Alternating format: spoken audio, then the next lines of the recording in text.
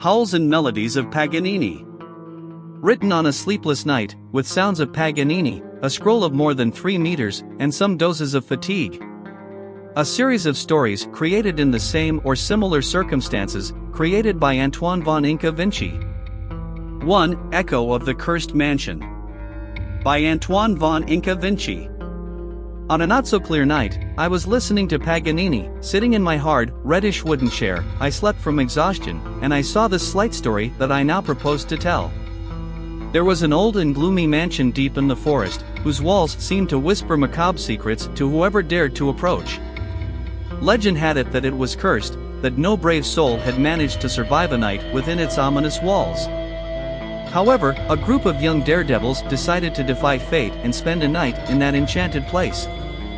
The night was dark and the moon barely peeked through the dense clouds. The 5 friends, eager for the excitement that awaited them, entered the mansion with lanterns in hand. The corridors were covered with dust and the furniture, ruined by the passage of time, gave the impression of having witnessed a turbulent past. Soon, strange noises began to be heard, approaching footsteps and murmurs that echoed in the distance.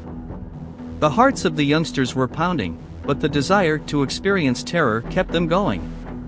In a dark room, they found an old piano, and inexplicably, it began to play only a sinister melody that chilled their souls. The atmosphere became increasingly creepy, and the temperature dropped drastically. Shadows moved across the walls, ethereal figures vanished into thin air, and objects seemed to take on a life of their own. Terrified, the friends tried to stay together, but a sinister force tore them apart in the blink of an eye, the labyrinthine mansion dizzying them, leaving each exposed to their own nightmare. Lucia, the bravest of the group, went into an abandoned room and found an old mirror. Looking into it, she saw her reflection, but her face wore a rictus of terror that did not belong to her. She tried to look away, but the mirror caught her in a trance, showing her horrific images of her own death. Meanwhile, Pedro heard whispers that urged him to run away, but something inside told him that he should stay. In the basement, he discovered an old book with strange symbols. Feathers of Sin. With the somewhat abstract and inconspicuous title, it read, "Spoil," just that among 5 more already invisible words. Screams and wailing filled the halls of the mansion, creating a cacophony of terror and despair. The friends, now separated and at the mercy of their worst nightmares, struggled to find a way out. Yet the mansion seemed to hold them, trapped in its eerie embrace. Only whispers sometimes silenced the screams from outside. When dawn finally reared its face, only 3 of the young men remained. The other 2 had disappeared without a trace. A loud and clear whisper was heard, followed by a shout with the same word, "Spoil." Since then, no one dared to enter that cursed mansion. The legend spread and the place was avoided by all, fearful of falling prey to the curse that was said to dwell within.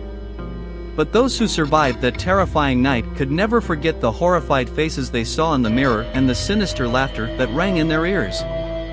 Until a week later, where the souls, from the mansion, searched for them, each one in their homes, they found death.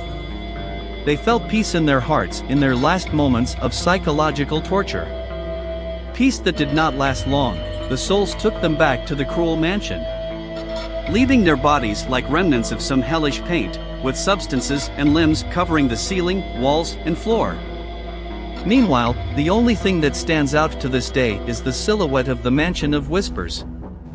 And so the manor stood silent, plunged in the darkness of the forest, waiting for those who, with the bravery and folly of youth, would dare to defy its curse and face the terrors hidden in its darkest corners.